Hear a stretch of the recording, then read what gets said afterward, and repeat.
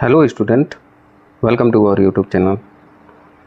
तो पिछले क्लास में हम लोगों ने बात कर लिया था mRNA के बारे में। इस क्लास में हम बात करेंगे tRNA के बारे में। mRNA जो होता है वो मैसेज लाता है कि प्रोटीन सिंथेसिस किया जाए,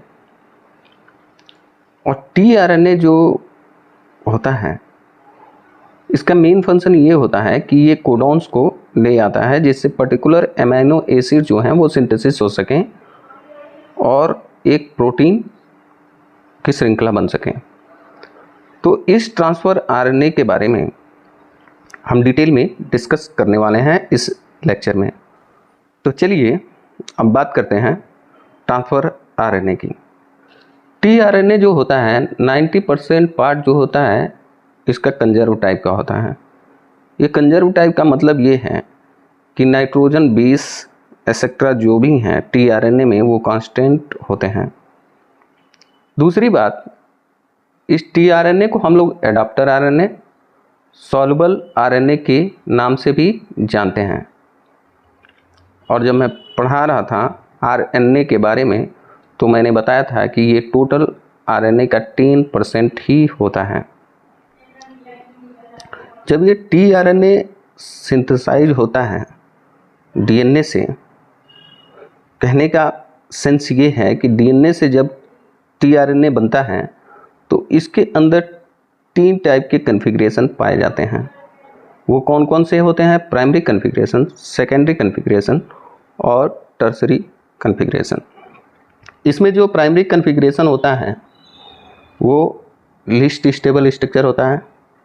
सेकेंडरी कन्फिग्रेशन जो होता है वो प्राइमरी कन्फिग्रेशन से अधिक स्टेबल स्ट्रक्चर होता है, और टर्सरी कन्फिग्रेशन जो है वो मोर स्टेबल होता है।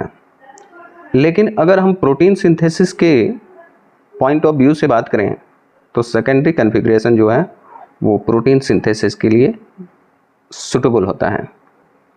तो चलिए एक एक करके इन सब की बातें करते हैं। अब बात करते हैं प्राइमरी कन्फिग्रेशन के बारे में। जो प्राइमरी कन्फिग्रेशन होता है ये एक लीनियर मॉलिक्यूल होता है। जैसा कि इस फिगर में आप देख पा रहे हैं, ये एक लीनियर मॉलिक्यूल है। इसमें जो न्यूक्लियोटाइड होते हैं वो 73 से 93 न्यूक्लियोटाइड होते हैं, और इनकी खासियत ये होती है कि ये स्मॉल स्ट्रक्चर होते हैं। एक और बात याद रखने की है कि इस प्राइमरी कन्फिग्रेशन वाले टीआरएनए में पहला जो नाइट्रोजन बेस होता है वो ग्वानिन होता है, और लास्ट के जो 3 नाइट्रोजन बेस होते हैं वो साइटोसिन होते हैं। अब चूंकि प्यूरिन और पिरिमिडीन रेशियो इस न्यूक्लियोटाइड के सीक्वेंस में प्राइमरी कन्फिग्रेशन में इनका रेशियो जो होता है वो सेम होता है, इस कारण ये मॉडिफाइड हो जाते हैं सेकेंडरी कन्फिग्रेशन में। तो आइए देखते हैं सेकेंडरी कन्फिग्रेशन को। ये आप देख पा रहे हैं सेकेंडरी कन्फिग्रेशन का स्ट्रक्चर। इसका जो स्ट्रक्चर जो होता है वो लवंग की पत्ती के जैसे होता है, इसीलिए इसको हम लोग clover leaf model of the RNA बोलते हैं। तो टीआरएनए को क्लोवर लीफ मॉडल बोलते हैं। अब इसका जो स्ट्रक्चर होता है इससे बहुत सारे क्वेश्चन पूछे जाते हैं। सबसे पहले आप इस आर्म को देख रहे होंगे, पहले आर्म को। इसमें सबसे ऊपर जो होते हैं वो 3 अनपेयर बेस होते हैं, एडेनिन, साइटोसिन और साइटोसिन के। इनको, इस आर्म को, पहले आर्म को अमाइनो एसिड अटैचमेंट आर्म कहा जाता है, क्योंकि यहाँ पे अमाइनो एसिड जो होते हैं वो अटैच होते हैं। इसमें आप देख रहे होंगे कि 7 न्यूक्लियोटाइड यहाँ पे दिखाई दे रहे हैं, जो कि ग्वानिन और साइटोसिन, एडेनिन, थाइमिन, ऐसे ये बॉन्डेड हैं। दूसरा आर्म आप देख रहे होंगे ये वाला,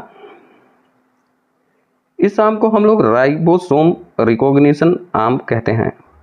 इस आर्म का ये काम होता है कि ये राइबोसोम को रिकॉग्नाइज करता है प्रोटीन सिंथेसिस के लिए। एक और आर्म यहाँ पे आप देख रहे हैं, थर्ड आर्म को, ये होते हैं एंटीकोडॉन आर्म। अगर यहाँ पे एडेनिन है तो ये थाइमिन से बाइंड करता है, यहाँ पे ग्वानिन है साइटोसिन से, थाइमिन है एडेनिन से। इस तरह से ये क्या करते हैं, कोडॉन को लाते हैं। यहाँ पे हम प्रोटीन सिंथेसिस के प्रोसेस को नहीं देख रहे हैं, हम basically structure of the clover leaf model यानी टीआरएनए को देख रहे हैं। चौथा हम देख रहे हैं आप, ये डी आर्म है। इसको डी आर्म इसलिए कहते हैं क्योंकि इसके लूप में एबनॉर्मल बेस पाया जाता है जिसका नाम होता है डाईहाइड्रोयूरेसिल। टीआरएनए के केस में एक एक्स्ट्रा आर्म भी पाया जाता है। तो ये थी इसके एक स्ट्रक्चर की कहानी। अब हम बात करेंगे कि इस सेकेंडरी कॉन्फ़िगरेशन ऑफ टीआरएनए में 3 प्रकार के लूप भी पाए जाते हैं। पहला जो होता है वो टी साई लूप या जिसको ए लूप के नाम से जानते हैं। यहाँ पे एबनॉर्मल बेस आप देख सकते हैं, लिखा हुआ है टी साई सी, मतलब है इसका स्यूडो यूरोडीन एबनॉर्मल बेस। ये कौन सा बेस है, pseudouridine abnormal base. B loop जो है यहाँ पे एंटीकोडॉन होते हैं, और ये सी लूप देख रहे हैं आप। सी लूप की सबसे बड़ी खासियत ये होती है कि यहाँ पे एक एबनॉर्मल बेस होता है जिसका नाम होता है डाईहाइड्रोयूरेसिल। अब देखिए कैसे इसमें हम लोग अमाइनो एसिड की काउंटिंग कैसे होती है। इसमें देख रहे हैं यहाँ पे मैंने 52 अमाइनो एसिड को, मतलब नाइट्रोजन बेस को बनाया हुआ है। इसकी काउंटिंग कैसे होती है तो देखिए यहाँ से काउंटिंग शुरू होती है 1 2 3 4 5 6 7। प्यूरिन पिरिमिडिन बेस की काउंटिंग यहाँ से शुरू, फिर यहाँ से ये 8 9 10, ऐसे ही इधर से काउंटिंग, ये इधर से काउंटिंग। यहाँ पे एक बात ध्यान रखने की है कि मान लो कि यहाँ पे 47 है, तो यहाँ से जब काउंटिंग शुरू होती है तो 47.1, 47.2, 47.3 एज 47.99। उसके बाद से ए लूप में ऐसे काउंटिंग होती है 48, 49, 50, 51, 52। ऐसे यहाँ पे नाइट्रोजनस बेसिस की काउंटिंग की जाती है। अब एक्स्ट्रा आर्म के बेसिस पे ये जो टीआरएनए होता है उसको 2 टाइप में डिवाइड किया गया है। एक को बोलते हैं class first tRNA. Class first tRNA में क्या होता है कि इसका जो एक्स्ट्रा आर्म होता है वो छोटा होता है, और ये 75% हमारे बॉडी में पाया जाता है। दूसरा जो होता है क्लास 2 टीआरएनए, इसका जो एक्स्ट्रा आर्म होता है वो बड़ा होता है और हमारे बॉडी में 25% पाया जाता है। अब कई बार ये जो सेकेंडरी कॉन्फ़िगरेशन है ये टर्सरी कॉन्फ़िगरेशन में परिवर्तित होता रहता है। इसको डिस्कवर किया गया था एसएच कीम के द्वारा। इसमें क्या होता है कि ये ए लूप जो है वो यहाँ पे चला जाता है, और ये वाला जो लूप है यहाँ आ जाता है, सी लूप यहाँ चला जाता है, और इस तरह से ये स्ट्रक्चर बन जाता है।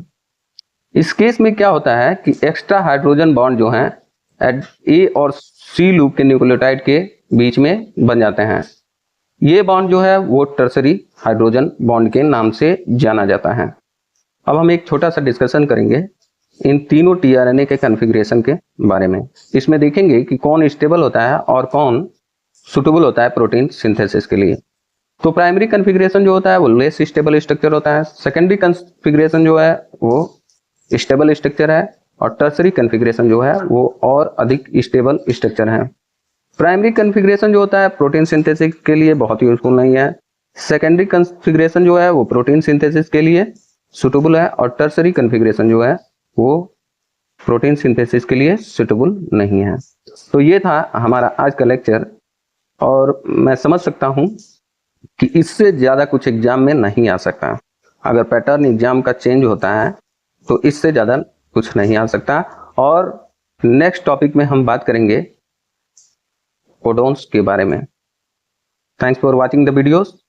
अच्छा लगा हो तो शेयर कीजिए, लाइक कीजिए और सब्सक्राइब कीजिए।